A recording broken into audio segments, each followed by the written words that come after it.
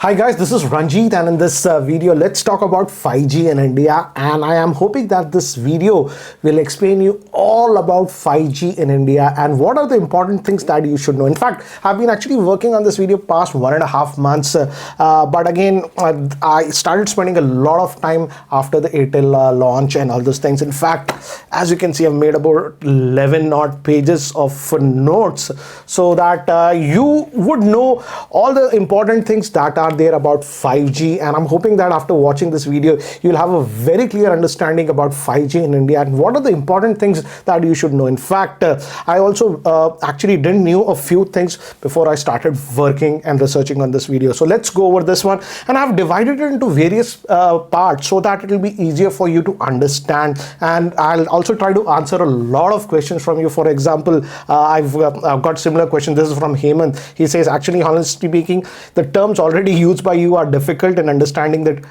by technical layman like me. I'm waiting for the video, so I'll make it very easy to understand in layman terms. What is it all about? What is the NSA network? What is the SA network? What 5G bands? Which one? Other 5G advanced technologies or whatever that you should be aware of. So what I'm doing is I'm going to divide it into various parameters so that you can have an idea, and I'm also divide it in chapters. And what is the actual difference between the different 5G bands? They are actually low band, mid band, and high band. This is also something you guys need to know. What is the difference between SA and NSA? You might be noticing that sometimes when we are referring to 5G, it's written as NSA or SA. What does it mean? I'll give you a clear distinction about that. And what are some of the advanced 5G features that are not yet enabled but will be enabled in India that you should know? For example, carrier aggregation, MiMO, VoNR support, and all those things. These are some common questions. Can 5G be enabled with the OT update? I already have a 5G smartphone. When will it get a 5G update? And I've also actually tried to get answers from industry experts and stuff. In fact, I could interview some of them. So again, this video is just not casual knowledge. This is knowledge by a lot of experts and stuff that I got, and that is regarding that. And when will 5G services be enabled in India? And what are some of the things that if I'm buying a new 5G smartphone, what are the things that you should look at to future-proof your 5G smartphone? There are actually quite a bit of different 5G bands that are available. This is very, very important. And broadly, guys, these are actually divided into 3 parts. Okay, the first band that is known as the low band. Also, technically, this is known as FR1. This is sub 1 gigahertz that we call. And actually, as of now in India, Jio is going to use it. I believe they've got 700 megahertz frequency, and the N28 band that they'll be using is basically a low band. So there are some actually advantages and also disadvantages with low band. The biggest advantage is that it has a lot wider and deeper, penetration. So for example, if you're even living in a house or with heavy walls or something, if it's the N28 band that Jio will be using, you will get good network reception. So that is one thing that we use. So mostly this N28 band will be used in smaller cities and towns where they need actually wide coverage. And the advantage of this is that even in let's say your building has a parking lot underneath or something, there's a very high chance that the N28 band will penetrate and you'll get a signal over there. So it's a lot more wider coverage because of the 700 megahertz band that you're getting. Con is that it's not super fast. Yes, it's still pretty fast, I would say. Speeds, I would say, is comparable to the existing 4G or slightly above that you will be getting. But again, the N28 band will provide a far better coverage. If already with your existing 4G network or something right now, if the coverage you never liked it, this can be a solution. As of now in India, only Jio currently is going to be using this low band, that is with 700 megahertz, as I've told you. And if your smartphone has the N28 band, you can take advantage of this one. So Jio is the only one as of now in India that will be using this N28 band. Okay, next, this is the band that is called as the mid band, and many of the providers will be using. For example, Airtel is going to be using that. In fact, whenever they come with 5G rollout in India, will also be using this mid band. This is also technically known as FR1, but in terms of frequency, this is between 1 and 6 gigahertz. It's also known as sub 6 gigahertz. Also, this is also known as the mid band. And the big advantage of this one is that speeds will be relatively high on this one. In fact, highest speeds you can go up to 1.2 gigabytes on this mid-frequency band. Airtel is going to be using it. Even Jio's will also be using it with the N78. Both Airtel as well as Jio will also be using N78. Jio is actually using two bands, as I've told you, N28 also, N78 also. So Jio is using actually two bands as of now, and we might also be using it, because I was doing a little bit of digging, and we actually also has brought some 5G spectrum at 3300 megahertz, about 50 megahertz worth of spectrum in 17 cities. But as of now, we hasn't announced when they will be starting their commercial rollout of 5G. So they might do it eventually, and they will be using this mid band for that. And even what do you say? We will be having their network will be based on NSA, just like Airtel. It's only Jio that is having a SA network. I'll come back to what is this in the next part of the video. So advantage is that pretty high speeds that you can get, maximum speeds up to 1.2 gigabits or something are possible. In fact, I had gone to the Airtel's launch in Delhi, and there I saw actual speeds about 800-900 megabits on this mid-band network that Airtel is using. That's 3500 megahertz on N78. Realistically, when the network rolls out and it's stabilized, I feel you should be able to get 150 to 450 megabits of speeds on this one. Again, advantage, as I've told you, it's pretty fast. But again, the signal strength might be a slight issue indoors with this band, as the penetration level is not that high. That is the problem. But again, as I've told you, Jio will also be using it, Airtel will be also using it, and potentially whenever V comes, will be using this. And this is actually a pretty popular band. And as of now, all of them will be using the N78 78 band, that is Airtel and Jio. I don't know about V, but Jio and Airtel will be using that. Apart from that, I feel some other bands also that are available on this one that can be a potential importance is N77, N40, N41, and even N1 and N3 can be important in this mid-frequency band. Now moving to high frequency, that is also known as millimeter wave. That's the big hype about the 5G. This is actually technically known as FR2, and it's between 24 to 52 gigahertz. The problem with this one is that you actually need line of sight from the tower to make it work. Otherwise, very high chance of signal breaking. And I did check with multiple sources. Some of them didn't want to comment publicly, but this is not going to come out in India on mobile phones. Both Airtel, Jio, as well as Adani have taken some millimeter bandwidth, but these as of now will be only used for commercial users, business use case scenarios or something. They're not going to come for mobile phone reception or something like that. So you don't have to worry about millimeter wave as of now in India for regular consumers. Okay, let's move to the next important thing, that is the difference between SA and NSA network. So what is this? Okay, first let's talk about the definition. SA means standalone network, NSA means non-standalone network. So okay, let's start with NSA, that is the non-standalone network. And as of now, Airtel's network is a NSA network, and we might also be on the NSA network. This is basically a 4G network, and 5G is actually built over this existing 4G legacy network. That is actually an NSA network in simple terms. So it's basically think of it that already we have the 4G network and they are building the 5G network over that. That's why it's known as the NSA network, that is non-standalone network. So basically it's using the legacy 4G LTE core, and over that they are building the 5G network. Advantages of this NSA deployment is that it can be deployed actually very quickly, as it's over the existing 4G network, and that's the reason I think so. Airtel is being faster in rolling out their 5G networks. For example, already it's rolled out in 8 different cities, whereas Jio is still working on it because there's a SA network. Second thing is, again, for the providers, it reduces the cost because they're building over their existing 4G network. They are not creating a new network from scratch. So that's the advantage. Disadvantages of NSA network. This is also something you guys need to know. it's actually not a pure 5G network, guys. As I've told you, it's over a existing 4G networks. For example, on Airtel, the voice calls that you will take, even if you are on the 5G network, it'll go back to the 4G network and the calls will be over a 4G LTE. Second thing is also in terms of power consumption, the mobile handsets generally consume a little bit more power on an NSA network compared to a SA network.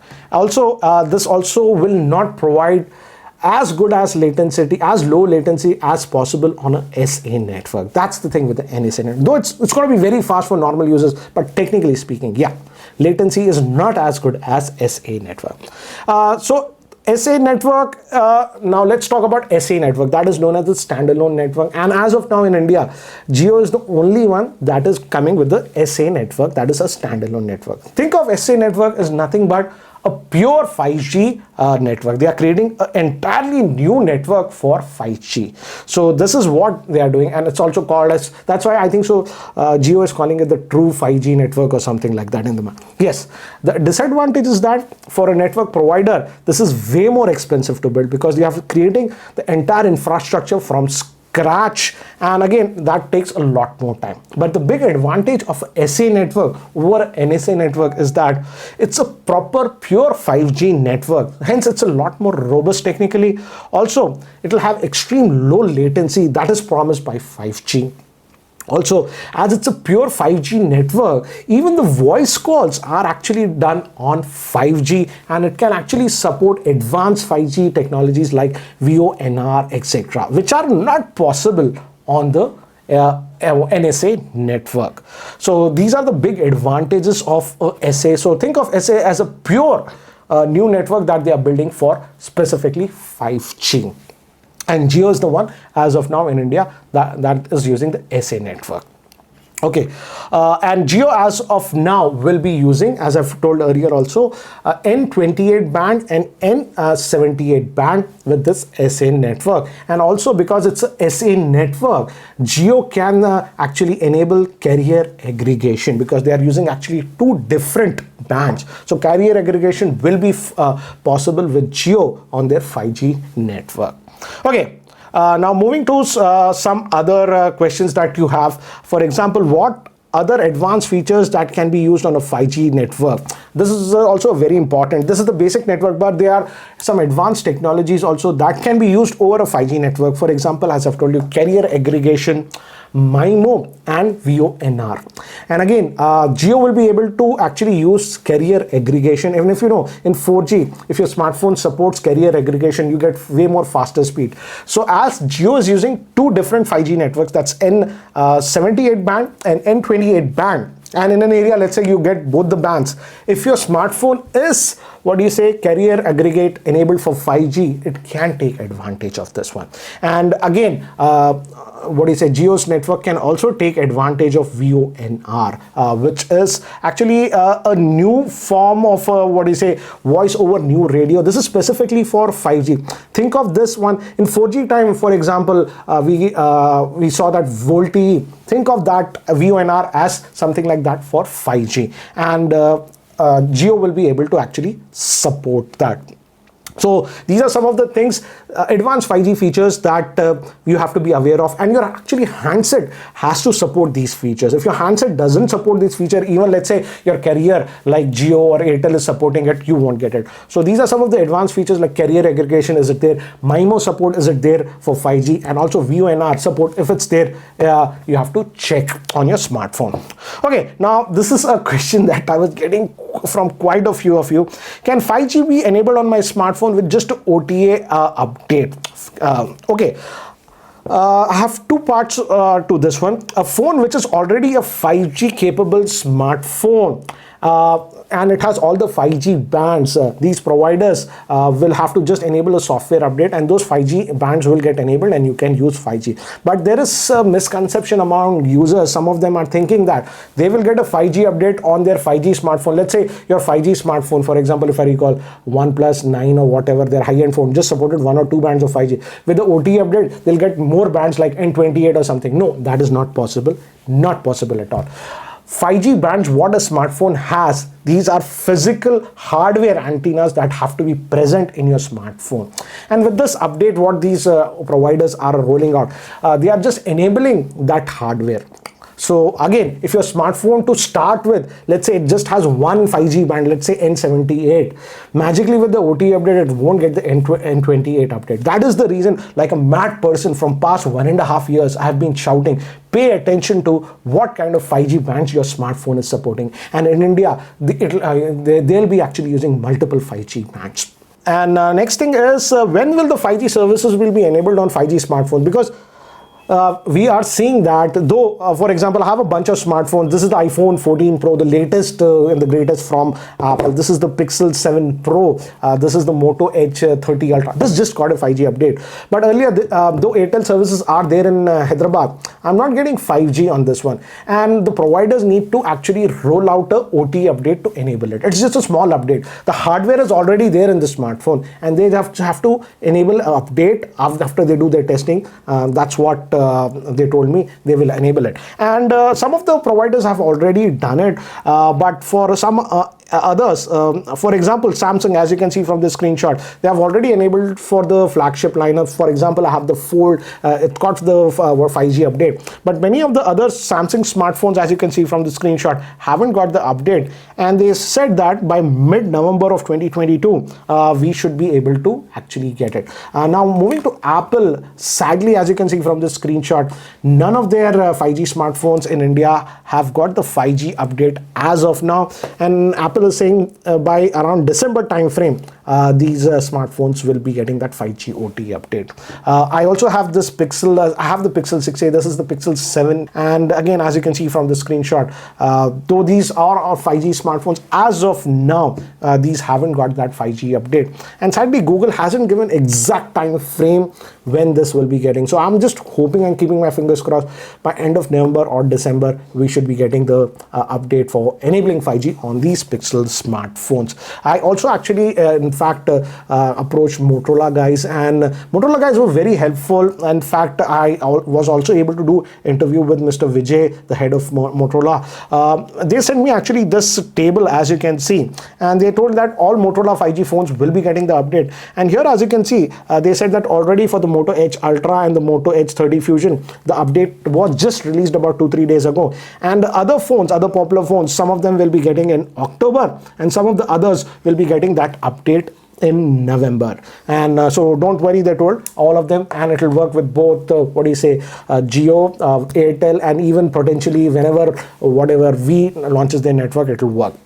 So the good thing was that, as you can see from this chart, one thing I liked about this one is that almost all the 5G smartphones that were launched by Motorola are being supported. And I like the fact, and this I was harping about with Motorola 5G smartphones, is that though you buy their expensive smartphone, or even the, let's say, 5G smartphone that's just around 15,000, you get all the 5G bands. And that is the thing, as you can see from this chart. So I like the fact that Motorola is supporting all the 5G bands. And as I've told you, it's not just the N28 and the N78 band that you have to look, because other providers will also be launching 5G, and these existing providers also, when their capacity is getting filled up, will have to move to other bands. So some of the other bands like N77, N40, N41, and in the lower band also, some of the other bands are actually important. So that is an important thing that you have to note.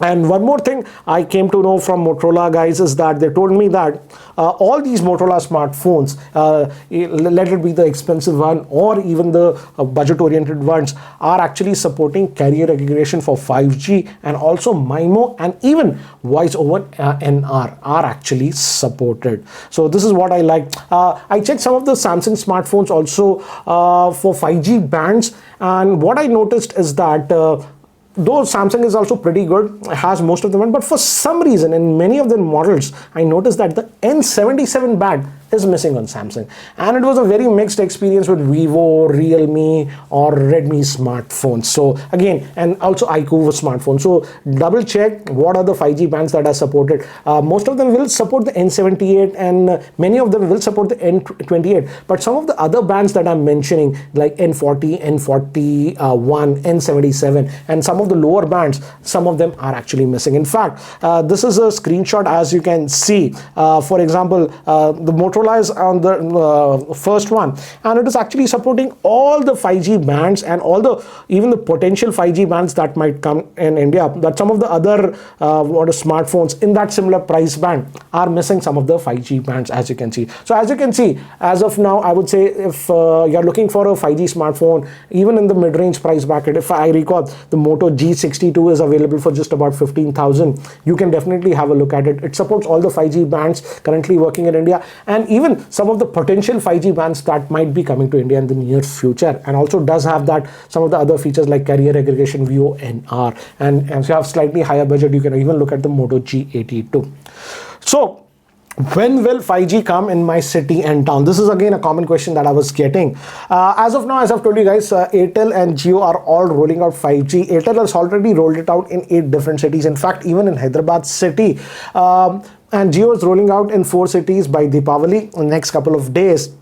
But again, guys, even in Hyderabad, the rollout is not throughout the city. I've noticed that 5G signal I'm just getting in a couple of localities. So again, the network hasn't been rolled out completely. And I did check with Airtel guys, and also I was reading a lot of material about Jio. They told that the 5G rollout will be aggressively being rolled out in various other parts of the country, and by mid-2023 you should see it in a lot more areas and cities, and by end of 2023 you should see 5G coverage across India in most parts of the country. In fact, I had also thrown a bunch of questions to Motorola guys. In fact, they came back, they sent me that chart, and actually Mr. Vijay, who is the head of product operations from Motorola India, actually yesterday came we did a video chat for almost 30 minutes, and I asked him a lot of questions, and I'm thankful to him because some of the information and insights that I got was based on the communications that I had with him. And I asked him a lot of questions, and some of the questions also that you guys were also asking. For example, this is Abhi, he was asking, 5G eats a lot of battery from my phone. Hopefully the chip manufacturers should produce more power efficient ones. It'll be beneficial if they introduce 2 or 3 nanometer chip.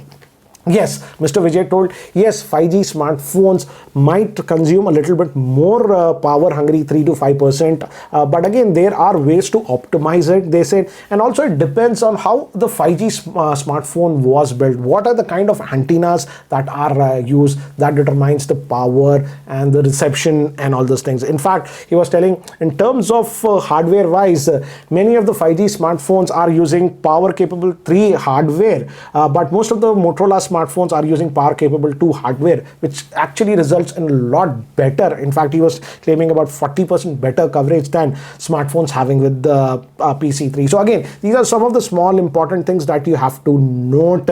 And in fact, he's also told PC 1.5 based hardware will also be coming out very soon. But he said that Motorola phones are using PC2 capable hardware, so that is also improves the power efficiency. And in fact, he's saying that about 40% better coverage you will get with some of the 5G smartphones that having PC3 based hardware. Also, he told that I asked him, why is it taking so much time for Motorola to roll out the 5G hardware, where they have rolled it actually out already for the Edge Ultra? Why is it taking so much time for some of the other models? He told that each 5G smartphone they are individually testing in all the multiple cities where 5G is getting enabled, and apart from their own testing, they are also doing some extra tests and also certifying with Google. They don't have to do that, they are doing that. In fact, this is a very strange thing that he told me Motorola is also doing 5G SAR testing on all their 5G smartphones, which is actually not required, he told, in India. But as Motorola is a global company, India doesn't have 5G radiation standards for some reason. So they're following the international radiation terms. So in fact, in terms of SAR radiation also with Motorola 5G smartphones, he told me you need not worry. And also, as he told me earlier, Motorola 5G smartphones will have some of the advanced features like carrier aggregation, voice over NR, and even MiMO support. And this is not restricted to only their high-end smartphones, but even their mid-range, budget-ranged 5G smartphone. So I asked him, Mr. Vijay, so what should an end consumer look at if he's buying a new 5G smartphone, irrespective of the brand? So what he told me is that as of now in India, currently with Airtel, if your smartphone has N78 band, which most of the smartphones do, it will work with Airtel and also Jio with the N78 band. But if you want full compatibility with Jio, your smartphone also needs to support the N28 band.